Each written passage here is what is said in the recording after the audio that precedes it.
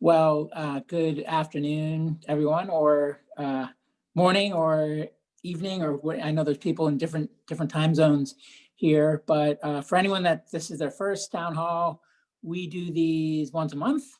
They're very unstructured.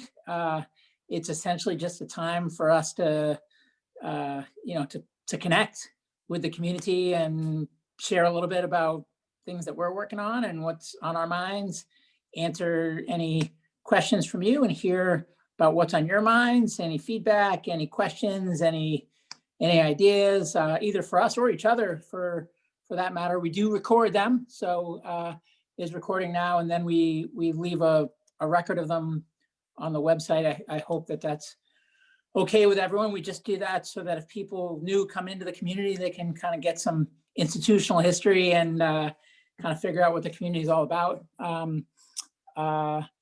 And yeah, I think that's about it. We budget an hour. We don't have to take the full hour.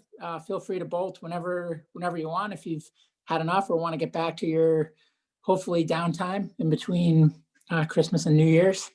And that's kind of it. So before we jump in with some color on what we're up to, does anyone have any questions, comments, things that you guys are specifically here that you're hoping gets covered today? Well, then I'm going to turn it around before we start and just ask, like, you guys are making time, carving out an hour on an afternoon during a holiday week. Why? Like, what is it that you're hoping to cover, or what is it that you're hoping to hear from us on this call? Anyone want to unmute? Sure, I'll unmute. Hi, Nancy. How are you? Good. How are you doing? Good. We've emailed, but I don't think we've met. Right, exactly. This is my first town hall, and I joined because I feel like, while this was a crazy year, I did a lot of different things, a little reach out to different organizations and groups, and as I'm sort of wrapping up the year and trying to figure out what I'm going to do next year, I realized that this was one of the communities that I got the most value out of. So, I'm just sort of taking a little deeper look under the hood, if you could say, to see what's, how I can, either get more involved or benefit from more or provide benefit to. So awesome. And if there's, is there anything specific that you're hoping to hear from us on today, or questions that you want us to touch on? Nope, not necessarily. Okay, well, thank you for that color. It's helpful. And anyone else? I love this. This is it's like a cheat sheet before we get going, so we can actually focus on the things that you care about. It's also just fun to hear from people. Honestly, we don't just want to hear ourselves talk for an hour. Sure. I'll go after Brendan. All right, and you just switch my view so I can see you guys. Hey, Brendan. Oh, you're muted, I think, or we can't hear you. I see your lips moving. How's that? Yeah, perfect. All right. How's it going? Good. How are you guys? We're tired. Yeah, right. It's been a long year. It sure has. So like Nancy, I feel like the MCJ community has been probably the most impactful for me over the course of the year. I've been a recruiter placing technology professionals for 20 years and decided late last year, early this year, to pivot into the climate tech space. I'm still figuring it out. I feel like I'm drinking water through a fire hose most days. One of the things I'd be interested in hearing from the people on this call today would be, from a recruitment perspective, whether you would be a potential customer or whether you would be a potential job seeker, beyond the actual mechanisms of matching up a company and a potential candidate. Are there other services, other pieces of information, things that people in the community think would be helpful or potentially important? I've seen a lot of posts recently on LinkedIn around people who are looking to get into the sector, and I know that that's a big interest for a lot of people, but it's also a big concern for a lot of companies that I'm talking to that still want to hire people that have experience in this sector. So that's a challenge, and it's a hurdle. So I'm a little all over the place right now, but I guess my question to the people that are here, and we don't need to answer it now, but maybe people can think about it and reach out to me, is beyond looking for a job or beyond hiring people, are there other services or things that folks here think that would be helpful for someone trying to transition to a career in the sector?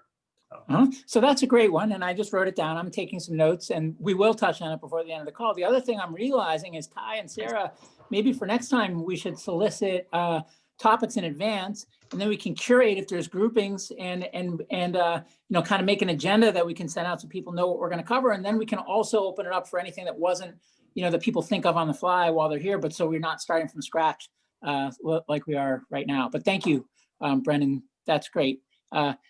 Anyone else?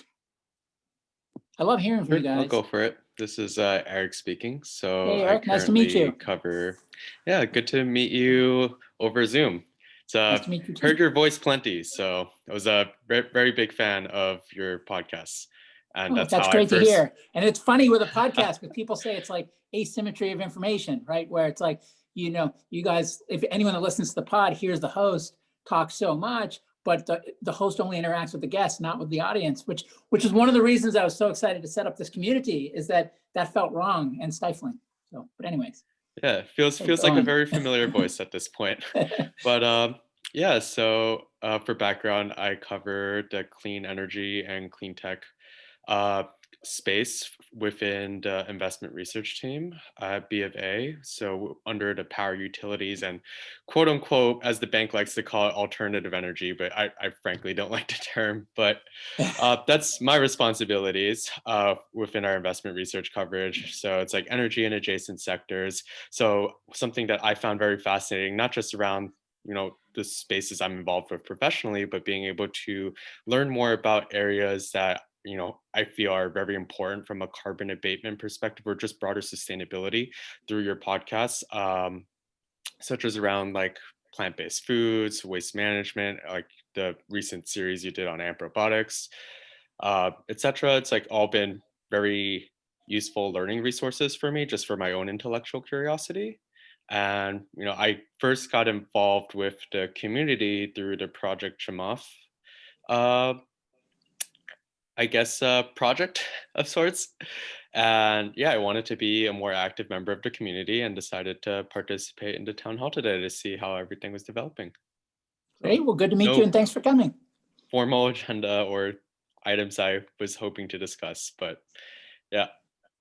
Well, if anyone else wants to go, we can do a few more of these and then and then we can jump in. Anyone else want to introduce yourself and have any or have any topics or questions that you'd like to see covered today?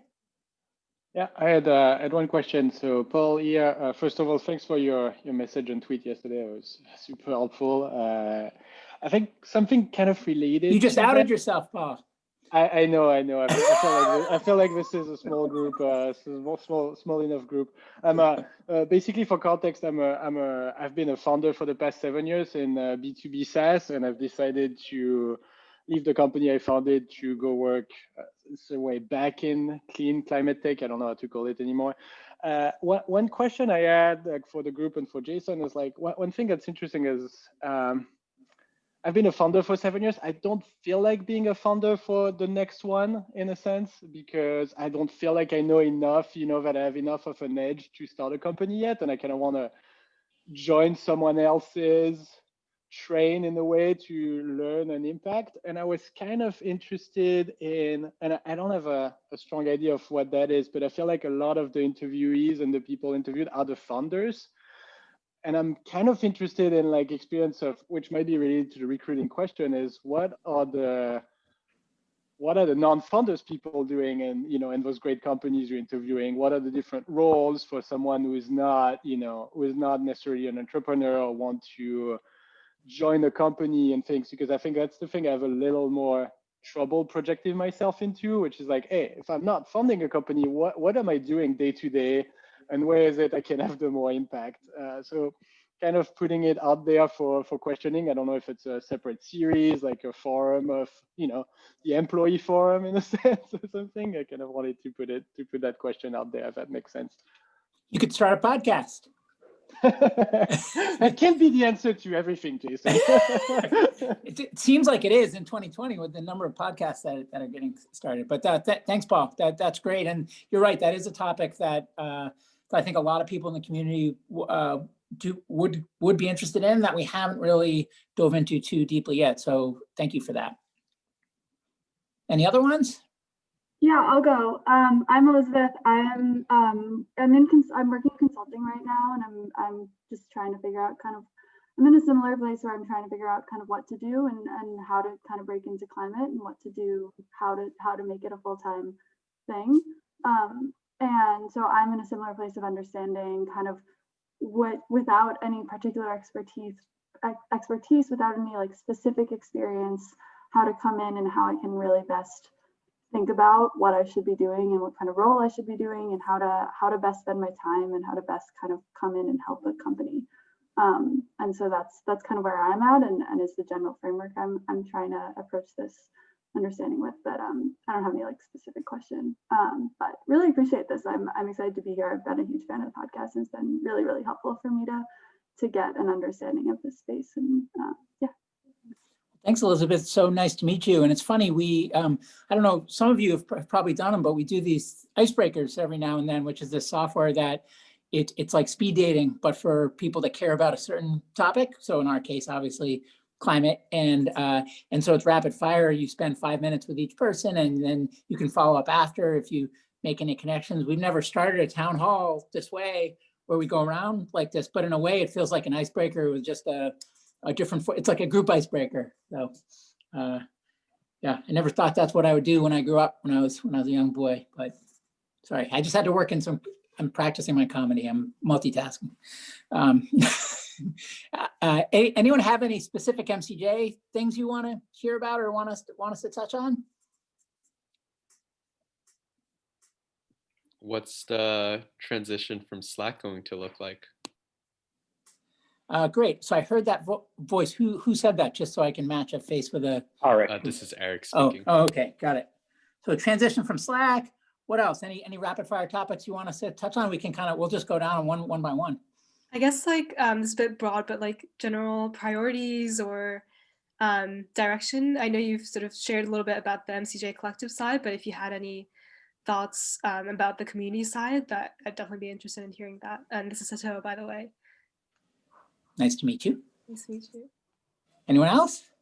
Yeah, I think along those lines, just kind of broader goals for 2020 for MCJ. Prior goals for 2020. Any other ones? That's a good list already. Maybe a few more? We don't need to force it. I'm interested in the investment part of it, in addition to what everyone else said. So just like approach, how it's going, that kind of thing. Okay, the fund. Should we start there and then maybe see if others come up along the way? Okay, well, gosh, when we went into this year, it was a very different world than it is now. And it's been a hard year, I mean, just speaking personally, it's been a hard year, and I'm sure it's been a hard year for all of you. At the same time, and I mean, just personally, I mean, both my kids had COVID. Fortunately, they didn't have any symptoms. My wife and I didn't catch it. Our au pair had it, who lives with us, right? She's who brought it into the house. It's not her fault. She, got it from her boyfriend who works at Best Buy because he needs to eat. So you can't really blame anybody, except, government, but that's a longer discussion. But yeah, it's been kind of hard personally, but professionally, it's been a prolific year, which is pretty weird. And that's also, I'm especially sensitive to that, given that so many people are not nearly as fortunate. But yeah, from an MCJ standpoint, I feel like when we went into the pandemic, it's almost like we went into a vortex of progress, right? Where we didn't have a membership model or any way to like keep the lights on, and the membership's growing well. It's not, you're not going to build a big company with a member model, but it's been a really helpful way to, start to cover more of our costs and also align interests, because, if the members pay, then the members are the customer and not the product, right? Whereas if it's advertising and sponsorship, then it gets weird, because how do you stay truly objective if, if you're taking money, and who has money? The big companies. And it's the same reason why the fossil fuel lobby is as powerful as it is, right?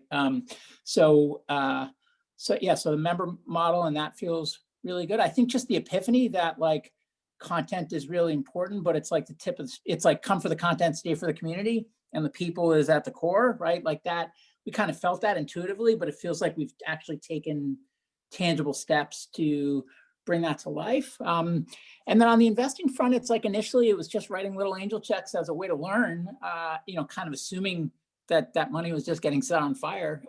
And I mean, we're trying to be prudent about it, but really not putting the pressure on it to make financial, just make it about learning. But now it's kind of graduated where we have a fund which got raised during the pandemic and are deploying much larger pools, still small in the grand scheme of things, but from where we were, quite large and growing, and also just a lot more confident about it, being an investment and not, just about learning. So I think things have really become clear for us from a like branding and value standpoint, where MCJ is like the top of the pyramid, and there's content and community and capital. And within MCJ, there's really kind of 4 things that we try to screen for in the community. Like when people hear that you need to apply, it sounds like an exclusive thing. We really tried for it not to be an exclusive thing. We just want it to be a thing where people have common values, and that's around, there's 4. So it's determination to tackle the problem of climate change, ambition to like work on the most impactful stuff, optimism that we're not wasting our time, and a collaborative spirit. But beyond that, the more diversity, the better. And so that is stuff that was kind of subliminally we kind of knew, but we actually wrote it down this year. So that was new. Understanding that there's 3 legs of the stool: content, community, and capital. That's new. Having we launched a second content series. We have the pod and then the startup series. So the startup series is new. And then, now publishing the, both the newsletter, I think got a lot less like a personal diary and more actually like a curation of what's happening within the community and within the broader climate world. Still a ways to go, but that's new. As I said, the community and the member model, where there's like the dues associated with it, like it's not a large amount of dues, but that little bit of dues from a growing group of people actually is really empowering in terms of, enabling us to keep doing what we're doing and then gradually put more resource to it over time, which we're excited about. And then the fund. And we just finished our first, or about to finish our first quarterly fund. So there's a new fund every quarter that I'm happy to answer questions about, but that, long way to go. But that's also, we feel really good about the way the first quarter turned out and the way our LPs and who's involved and the kinds of companies we're backing. And we're also figuring out how we can be helpful to founders. And we're also, figuring out how to be helpful to just members in the community more, because we don't need to be on the cap table with people in order to be helpful. Like we want to be helpful to everybody. So we're kind of learning how to do that and learning how to systematize it so we can do it at bigger scale as the community continues to grow. So I'll take a breath, but that's all. I mean, that was kind of 2020 for us, at least from my seat, in 5 minutes or less. Yeah. Any questions or things you guys want to? I hate to say double click, but things you guys want to dig into out of that overview. Could you describe? Oh, sorry. Hi, Nicole. Hey, Jason. How are you? Good. Long time no speak. I know. It's good to see you. Yeah. So glad you're here. Yeah.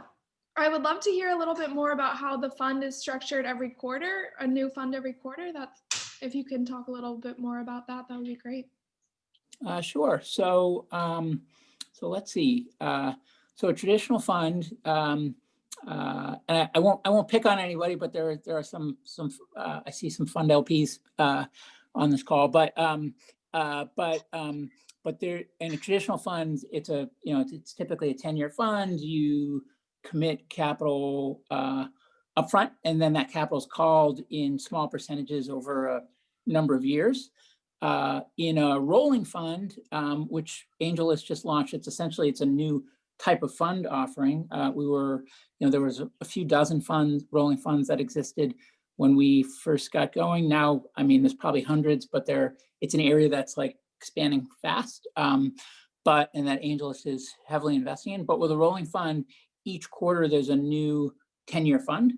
So it's the same kind of 10-year fund structure, but instead of one commit and then capital calls in small percentages over time, there's actually only one capital call, and that's up front. And instead of deploying it over several years, that fund is meant to be deployed in that quarter. So it tends to be a smaller amount, and it's kind of steady over time. So like our first quarterly fund was 1.4 million, give or take. That means we're supposed to invest 1.4 million in that quarter, and then the next quarterly fund, if our LP stayed the same, it would be 1.4 million. If some decided to leave, it would be less. If we decided to add more, it would be more, but it would be a quarterly fund that would be meant to be deployed in that quarter. So our second quarter, it looks like we grew it a little bit. So it's 1.5 million. We're trying to be careful not to grow too fast because we write 100 to 250K checks, and we care about, cycle time and not committing to a cycle time that's more than what we can handle. That would lead us to either not deploy large amounts of the fund, which then rolls over and starts to grow the fund size in subsequent funds and messes with your strategy, or make bad decisions and start to settle because we feel like we have money burning a hole in our pockets. And we feel good that we've not done that, but that's just something that we're cognizant of. And then from an LP standpoint, instead of fund one and then 3 years later fund two, et cetera, it's just your commitment renews like a gym membership. So there's a 4-quarter minimum, and then each new quarter you're at will after you're kind of like a gym membership where there's like a 1 year, you're locked in for a year, and then it's monthly after that. Like with the rolling fund, it's a 4-quarter minimum, and then it's quarterly after that.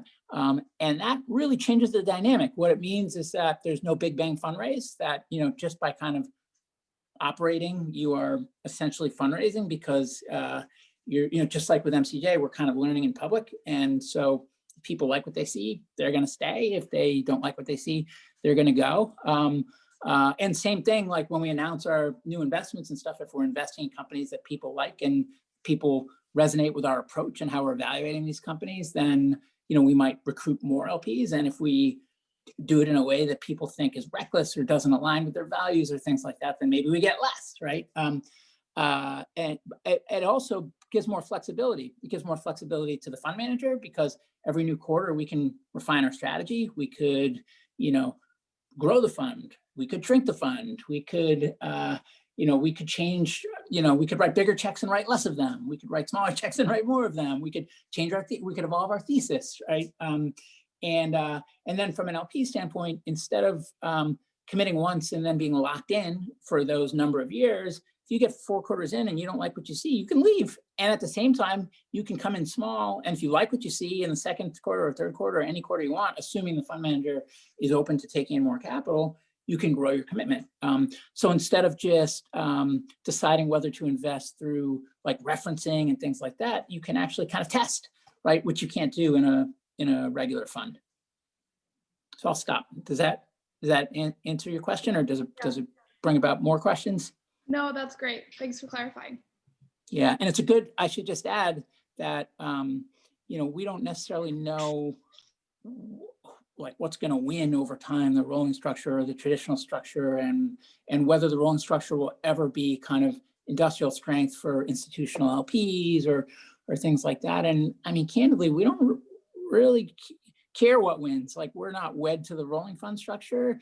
It was a really great entry point for us because you can start small and you can iterate like a product, because it's a 506c, which means that you can be public. You don't have to be quiet when you're in fundraising mode, which actually is quite important for us, not necessarily to recruit investors, but because we like learning in public. It's how we do everything. So we didn't want to be muzzled about this thing that's taking a large percentage of our time.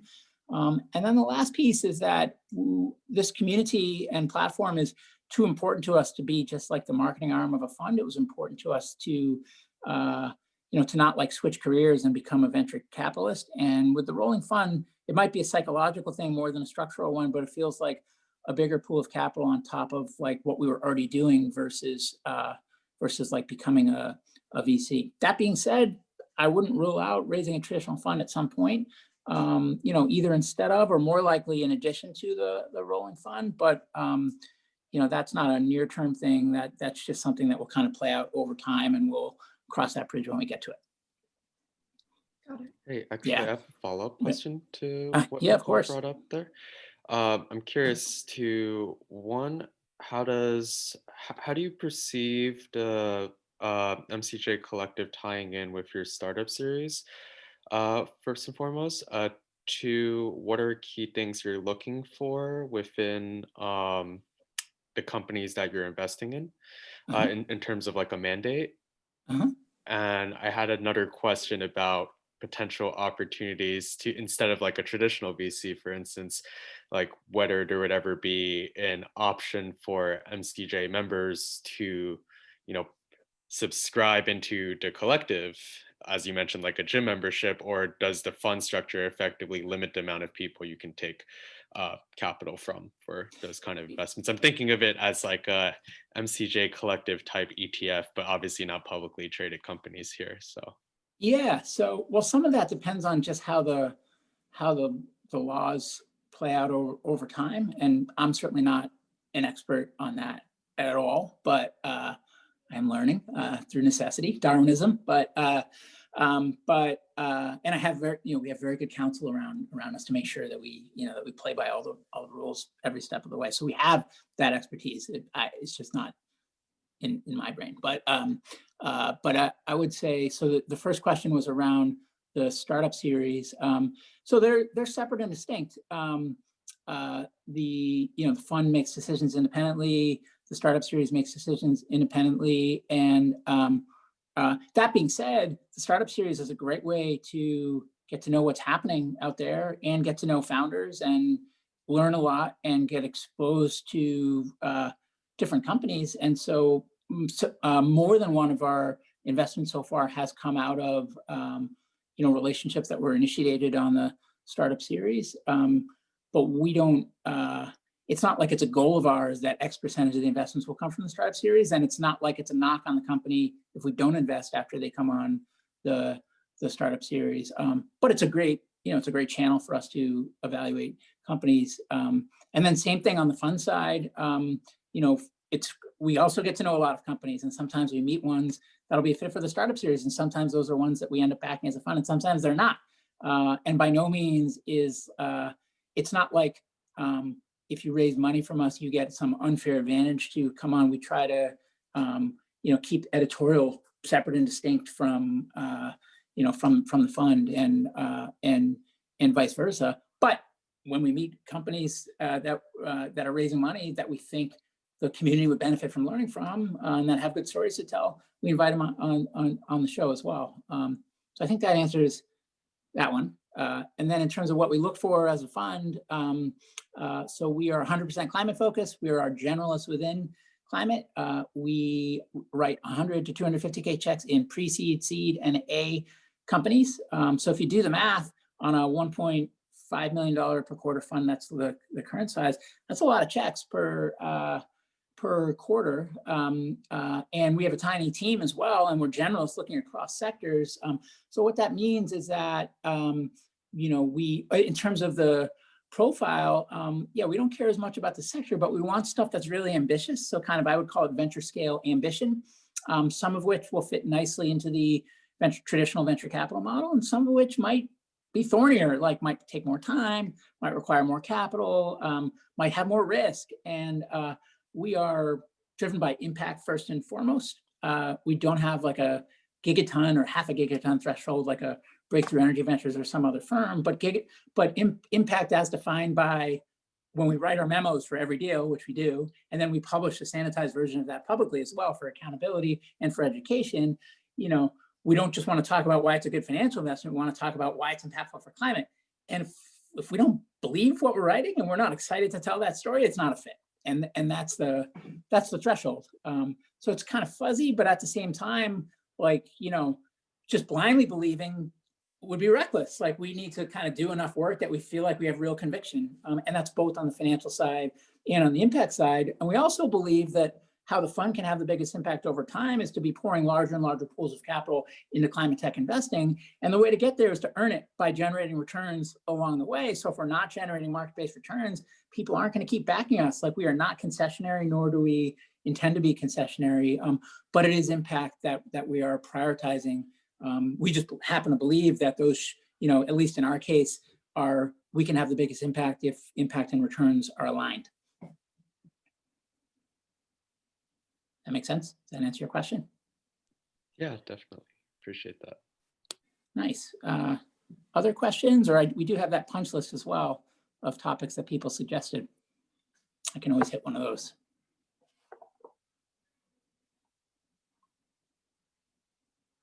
Okay.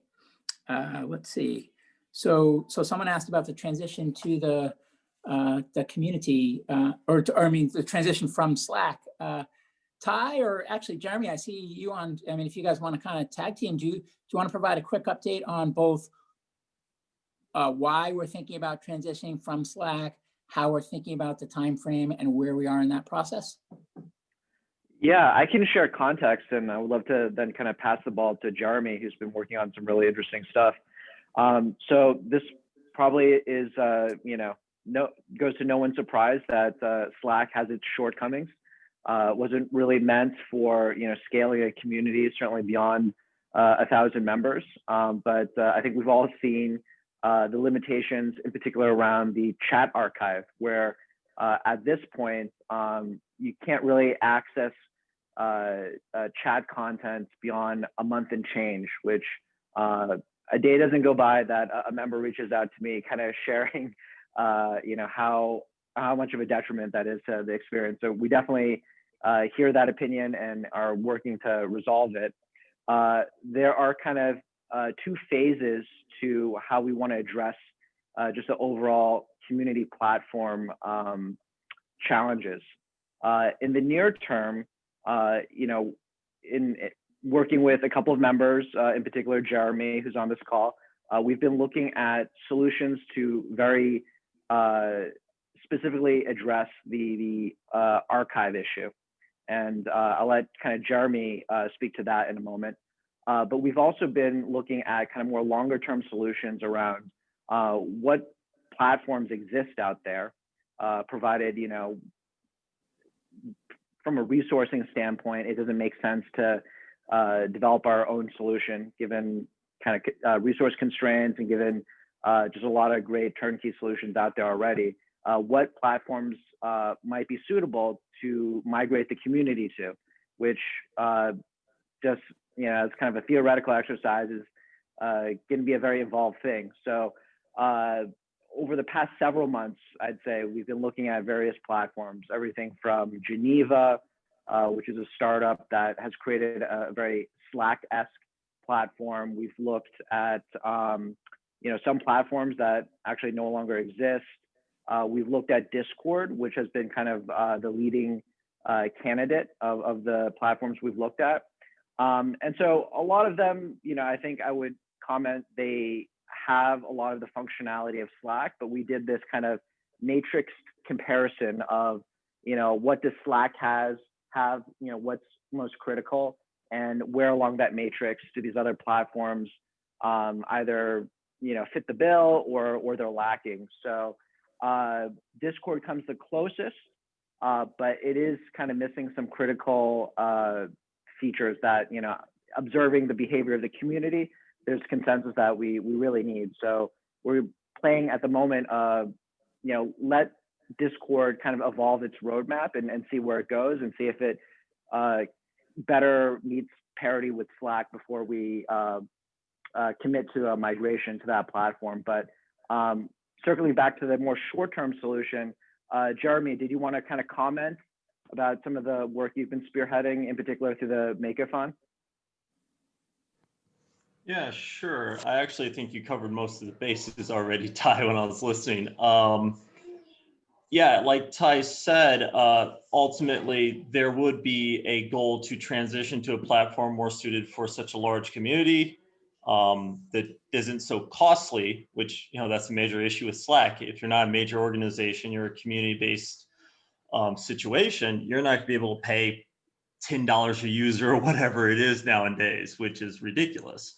And if and when we transition, that will be not happening overnight. That will not only after we select a platform, it will be a transition that will probably span several months because you want to keep the community in the loop. You want to make sure it's smooth transition. You want to make sure everything migrates effectively, and you need to have people do kind of soft opening or a soft,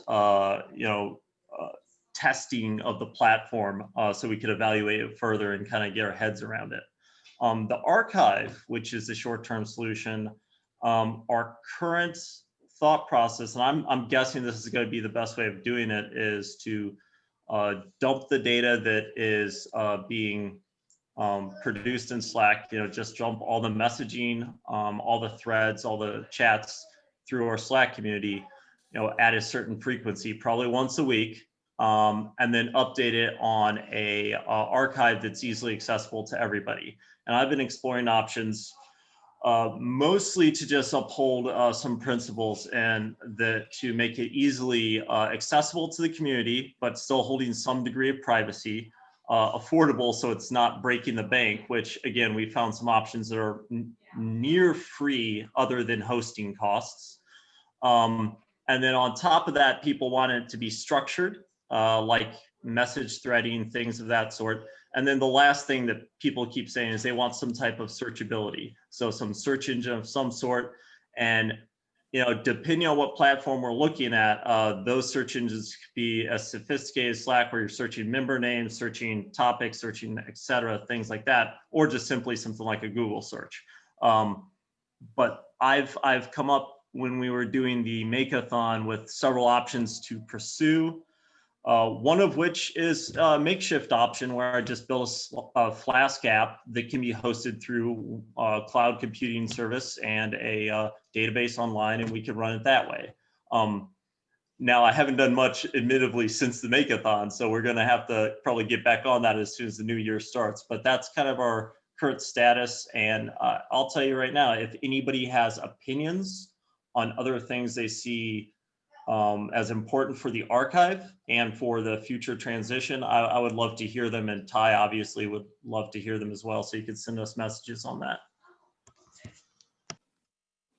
And I actually thank you, Jeremy and Ty, for that. And Arik, I realize that there's one piece of your question that I forgot to touch on, which is just the can members invest in the fund? And the way so the AngelList requirements are that it's accredited investors, which I think there's some SEC rules around who's accredited based on either income or net worth, essentially. And then they also limit the number of LPs. And because they limit the number of LPs, that means we have to set a minimum on the investment level. Otherwise, it'll constrain the fund size. And it's a pretty high minimum, unfortunately, which means that, it's going to exclude a lot of people. I don't feel great about that, but I don't know any way around it until they, the SEC changes its rules, essentially. So right now it's a 12,500 per quarter minimum, which would be 50K per year at the door, which most people can't do. And yeah, so that's where it is now. We hope that over time we can find ways to, make that more accessible, but it would require either different products from a company like AngelList or different rules from the SEC. Got it. So it'd basically have to not be formally set up as a fund, but rather as a company that's kind of doing investments. Well, I know there's like crowdsourcing investment platforms and things like that. Like we are not that. Yeah, so all I know, like I don't have expertise on all the different options. I only have expertise on the vehicle that we're using. Or when I say expertise, I have been informed by people with expertise. yeah, and that's where we are. But it's something we'll continue to evaluate over time, and we definitely want the MCJ community to be inclusive across the things we do. We just have to kind of work within the system. Got it. Yeah. Another topic that we talked about up front was recruiting and talent, and that's one that's actually on. And Brendan, you brought that up. That's one that's on our minds as well. One, because we know just from members that there's people trying to transition into focusing on this area, coming from all different backgrounds and levels of seniority and industries and risk profiles and things like that. And just speaking personally, a little over 2 years into my transition, it's a lot, and it's a lot for me as a full-time pursuit, and not and most people aren't in a position to make it their full-time pursuit before it's a livelihood. So so we're just trying to think about, what could be done to help build those bridges, and what MCJ's role might be in better facilitating that. There are some, like people like Brendan are focused on the recruiting aspect. There's people like, I think it's Tara.do. Am I saying that right, Ty? That's focused on more the training aspect and like a peer group of people that are trying to transition in almost like a college class, which is pretty cool. And then increasingly, we just find ourselves informally being connectors for people, just given how many people we see and touch, but none of that is kind of productized or able to scale. So yeah, we don't have answers, but I think that is an important topic. So to the extent that anyone who's going through that transition either has things that you found super helpful, or things that you wish were there that weren't, or ideas for things that that you want to build or are building, definitely let us know that and tell us how we can be helpful. And if you have input into things you wish we would do as well, then that would also be interesting information for us to have. And Brendan, you mentioned that you wanted other ideas other than just the connection and getting people grouped together. One thing I had a thought on really quickly was when I was transitioning from like much more of a strong numerical scientist and experimental scientist and engineer, I went into a data science driven field for a while. So I had to revamp my resume, had to learn how to talk the language better. In a sense, I had to talk to career coaches. I noticed that a lot of people have trouble transitioning fields that way. So any services like that you might be privy to might also be helpful for these people breaking into the field. That's just a quick thought off the top of my head. Yeah, and we think about that on the content side too, because if you just take the podcast, for example, what people tell us and what intuitively makes sense to us is that if you have the time and you have the logistics and you have the motivation and you can learn, you're an audio learner, then the podcast can be a great resource to get you up to speed. And it's effective, but it's not efficient. And it doesn't fit with everyone's logistics. It doesn't fit with everyone's learning style. And so when we think about our content portfolio, for example, we think about how to grow that portfolio so that it's both more comprehensive for each person, but also serves more kinds of people and learning styles, et cetera. And then same thing on the community, right? Like the Slack community is really valuable for certain use cases and certain kinds of people, et cetera. But, for anyone who's in the community, I think you would be the first to tell us that it's not a silver bullet, that it helps, but it's not the only thing you need to facilitate the transition and get you to where you need to go. So, we do want to provide more of those things over time, but we also want to support anyone and everyone else who wants to do those things as well. We're not territorial or, trying to be, we don't want any lock-in or anything like that, but we do feel like it'd be exciting to expand the value proposition of MCJ over time, but that, we wouldn't want anyone that has ideas on their own to feel like we would be threatened if you wanted to pursue those within the community. We think more is better, and we just want to help. Actually, just to add to that, I think it would be quite interesting if there was some form of an MCJ mentorship type, not necessarily a program, but that's something that I found quite helpful throughout my own professional career at my workplaces, where they would have VPs mentor associates and analysts, and they would have like managing directors, etc., mentor VPs, etc., and then it would be paired kind of based on interests, etc. It's like what you're hoping to accomplish, things like that. I don't know how you would go about setting up something like that, but just an idea that popped into my head for as Brendan and Jeremy were speaking. Well, it's funny you say that, because that is an example of the kind of thing that we dream about, that it would be hard to do systematically if you're built on a platform like Slack versus homegrowing a platform yourself, as an example, because then you'd have a lot more flexibility around the data and APIs and things to start building applications like a matchmaking program to facilitate mentorship or things like that. There's certainly things we can do manually in the meantime as a test, and we probably should. That'd be a fun thing to experiment with. But it's another thing that gives us pause about jumping from Slack to another vendor, is that we worry that we might find that actually there's no vendor that can get us what we need, and we aren't far enough along to fully understand our needs yet. Yeah, but ideally we would have a platform that could facilitate all kinds of exciting applications built on top, but we can't articulate what those would be or what our needs are, and therefore it's hard to us to know what to put on the list of must-haves when we're evaluating these platforms. So it might be something we just kick the can down the road on, but then it's like, well, then should we try to stay on Slack until we have those answers, right? And anyways, that's the chicken or egg thing that we wrestle with when this topic comes up.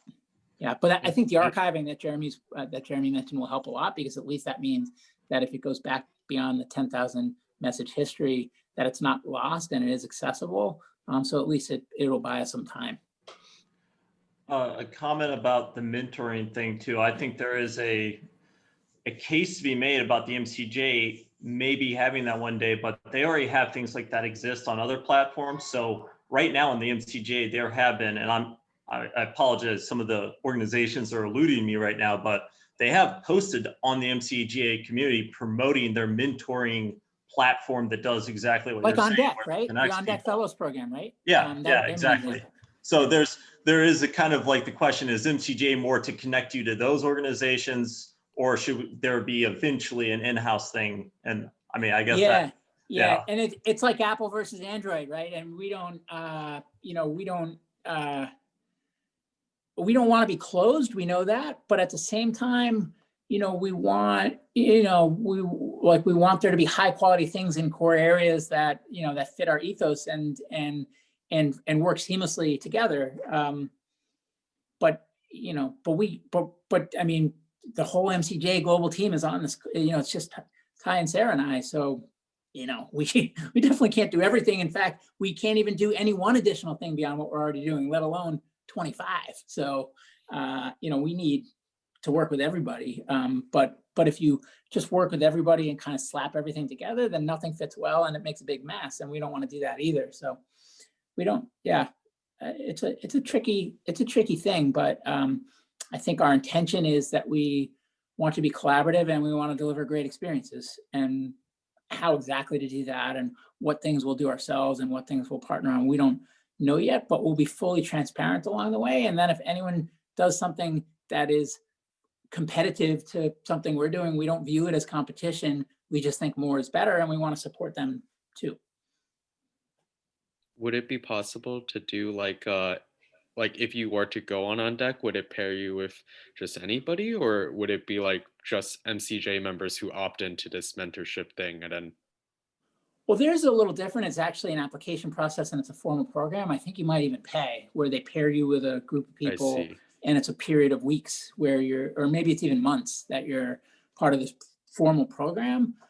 Terra.do is a little different. It's like you just pay for a class, and so you're grouped with a class for a period of weeks, but it's just a class versus versus a whole program with different modules and things like that. So but I think there's room for plenty more as well. I mean, I think each of them is going to serve certain kinds of people in certain moments of time looking to do certain kinds of things, but I think there's we're still so far from being saturated. I mean, I think if anyone had ideas to do something else here, and they were worried about it already being covered, I think the answer is do it.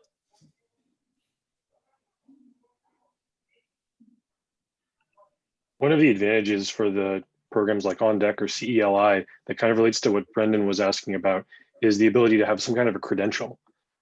Because one of the things that I've struggled with in my own climate journey is being a consumer of lots of media related to climate change, sustainability, regenerative agriculture, all kinds of different things, and having no way of validating that for someone who I might work for or with, other than kind of the relationship building that has to happen in a necessarily slow fashion. You can only get to know people so quickly.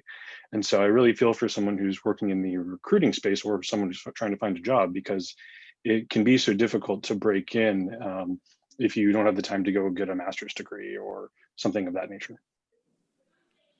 Yeah, and I wonder if you're a hiring manager, let's say you need a product manager, are you going to prioritize someone that has, binged on 137 My Climate Journey episodes, or are you just going to pick the best product manager who hasn't done any of that? I actually don't know.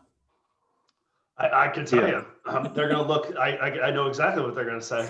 Oh yeah, we have an expert. I should just ask you, Brendan. Yeah, they're going to say that they want somebody in the industry. I'm dealing with this exact scenario right now with a energy storage company, and they want a product manager that's coming out of another energy storage provider. And the challenge there is there's a very limited pool of those candidates. And yet you have so many people that are clamoring to get in that are exceptional product people. And yet they want somebody within the industry. And that's just one example. I mean, I have a number of customers that are in the same boat. So it's, so I want to try to, have like, they're my customer, right? Like they're paying me to go find them that person. But on the other side, I'm talking to candidates every day that want to get into the space.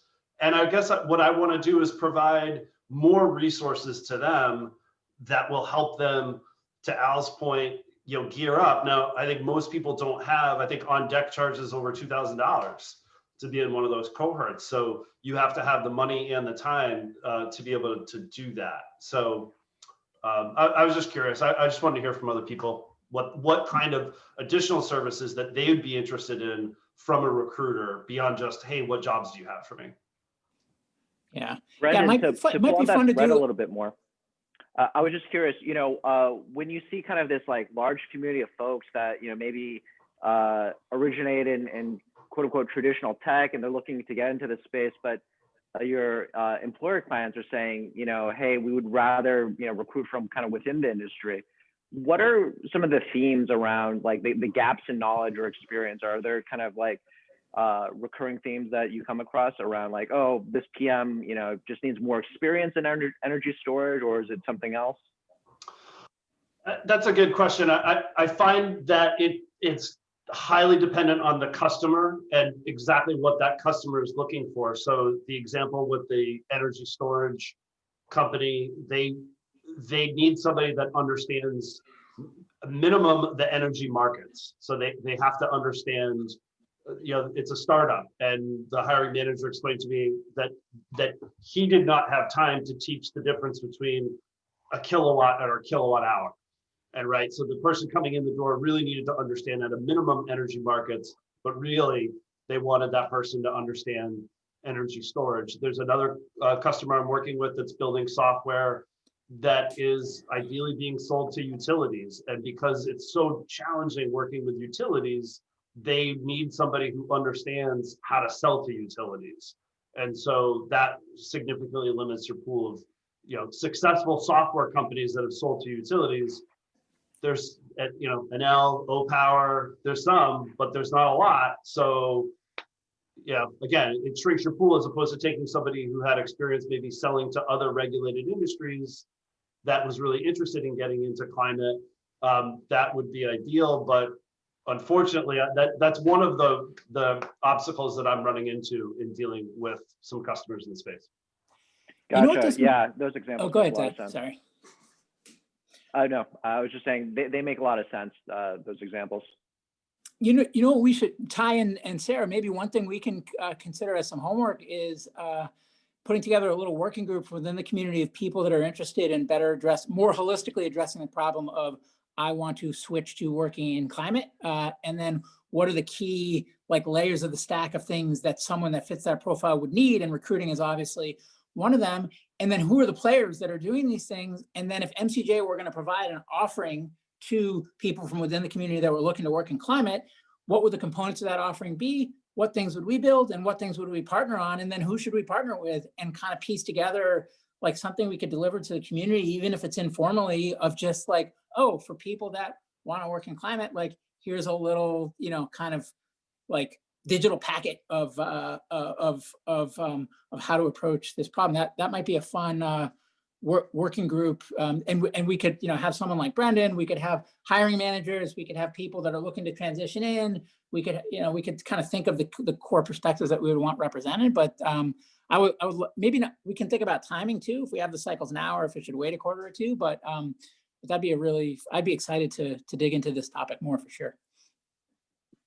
Hey, actually, just to add another perspective to that, from my own experiences, I had to interview a series of people for a role on my team recently, and I would say it's not necessarily just like, from at least as I was interviewing people, it's not just like, I want someone who already knows how to do this job exactly, or like even is coming from like renewable energy, or it's like even energy at all, or just the space, but rather I think actually like fielding for that passion, or like the desire to work in this space, is actually something that was very important to me as I was speaking with people.